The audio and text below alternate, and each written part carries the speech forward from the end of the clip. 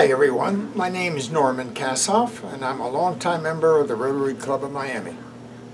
We're visiting today the Military Reception Center at Miami International Airport, a rather unique facility that brings in transitional personnel, military personnel moving from bases around the world who with their families have a place that is safe, clean, can bring children, and our club has supported this facility for quite a few years now.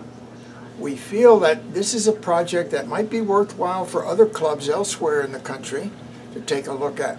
Where you have a large airport, it might be a consideration to think of a Rotary project that supports that military reception center for those people that serve us and who have retired, as well as friendly military forces that transition through the facility as well.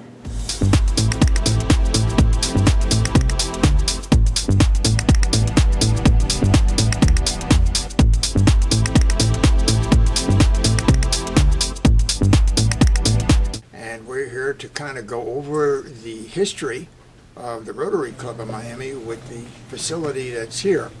I might add that this facility is one of the few in the country where volunteers work. There is no salaries paid, and it is truly a all-volunteer operation to receive military personnel that are in transit, both for families, active duty, and retirees. And so today we have with us the director of the center, Angel Rodriguez. And what we're going to do, hopefully, is to tell the world a bit about what the center does on a day-to-day basis, and then as we move along, the relationship it has had with Rotary. So Angel, tell us a bit as you know.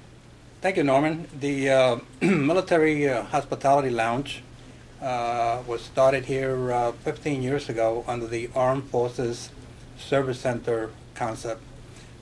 Prior to that, it used to be the USO. So for all intents and purposes, we've been serving the Miami area for about 30 years. But under the name of Armed Forces Service Center, we just celebrated last month our 15th anniversary.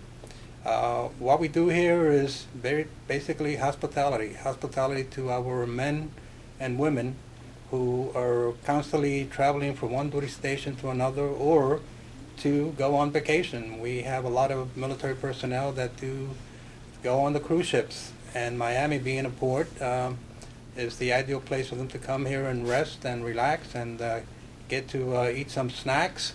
In some cases, if they have a long layover, they have an opportunity to use one of our rooms where they could rest there for 2 or 3 hours until their flight time is up.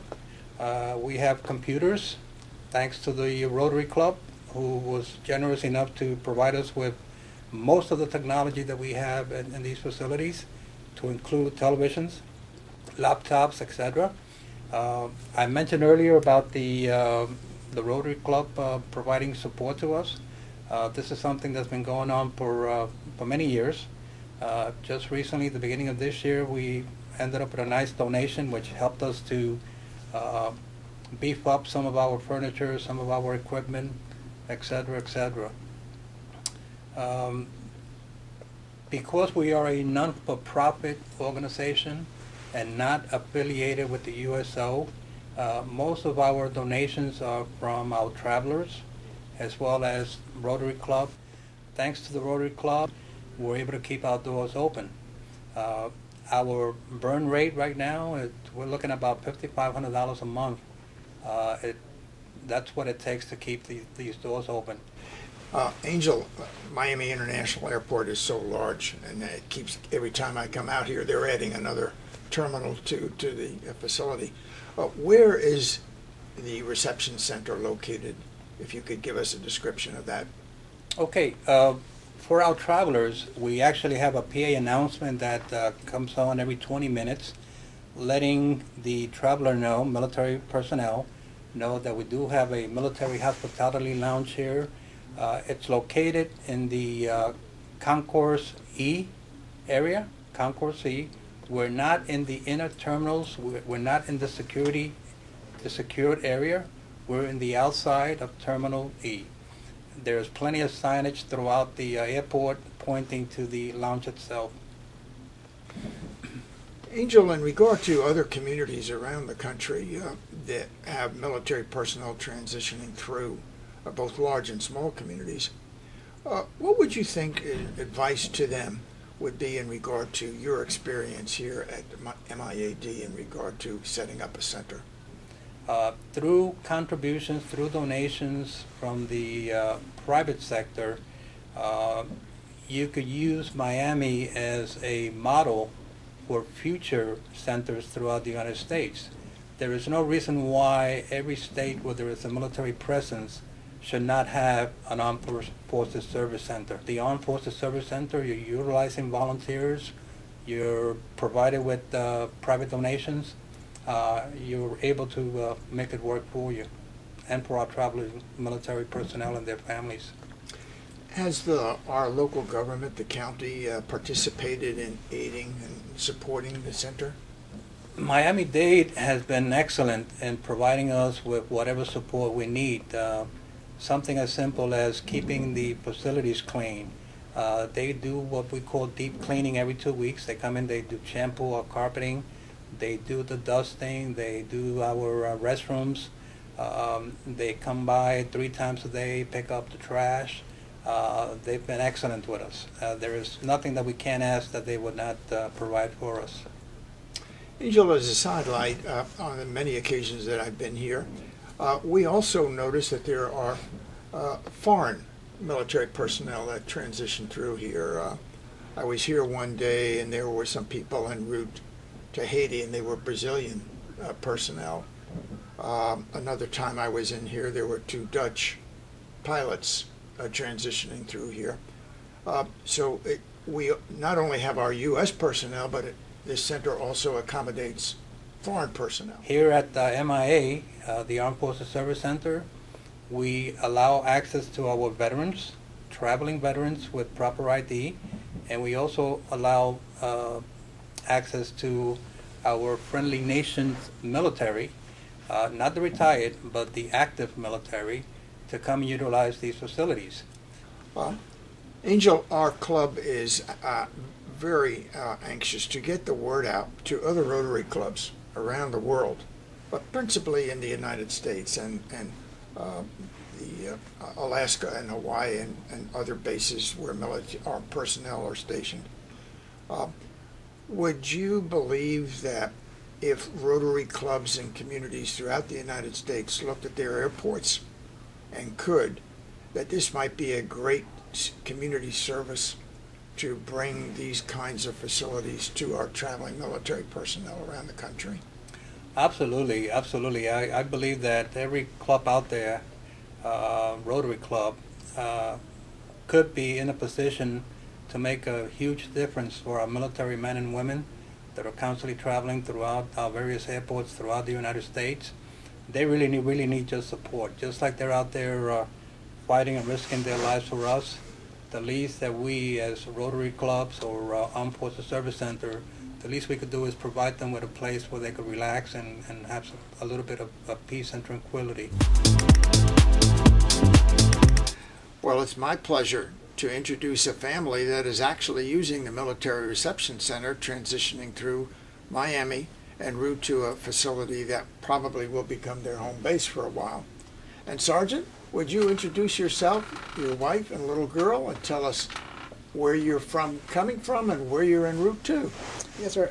My name is Sergeant First Class Ivan Arellano. I'm stationed here with United States Southcom Command, and this is my wife, Diana, and my 4-year-old daughter, Viviana. We're en route to Fort Hood, Texas, for our next assignment. So, Sergeant, tell me, and the audience out there eventually, how'd you find out about this facility to using it as you're transitioning now over to Fort Hood? Yes, sir. I learned about this facility over our announcements in the command. They announced that they were requesting volunteers for this facility, so I decided to volunteer, and we have used it as a travelers before. So we do it here twice a month.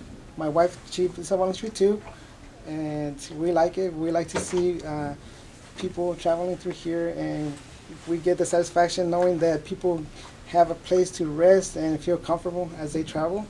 So I know this is run by a lot of donations that people would like to support us, and we appreciate their support. And it's an honor and pleasure to work here and know that we have this place for us to relax and enjoy our time while we travel. A safe haven, not only for the family, but for the children as well. As I'm sure we watched your daughter a little while ago playing with some of the toys here today.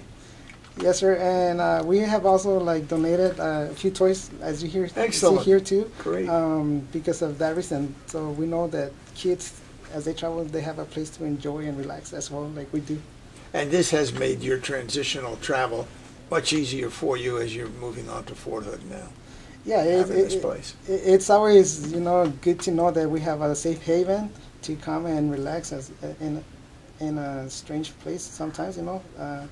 So yeah, it's good to have something like this at every airport if possible. And we enjoy it. Especially with the children, this area is really amazing because it's hard to travel with kids and they're very short-tempered. So this is really relaxing. Well, that's great. The Rotary Club of Miami has been of some assistance in upgrading many of the facilities here through the years in cooperation with Miami-Dade County. So it's wonderful to hear a consumer actually saying how good it is and how pleased we can be for the help that we've provided here. And for those of you who serve us 24 hours a day around the clock, it's a small thing and a repay to you all for what you do for us. I can tell you that. Well, everyone, you've had an opportunity, as you've seen on our video, to see this facility. You've had an opportunity to hear some of the people that use it and the families that transition through to different bases. And that concludes this visit to the facility, but I want to mention to you once again, Rotary Clubs, if you're looking for a worthwhile project in your community, this is an excellent one to consider, and it's a working model that's been in place now for 15 years and very highly successful.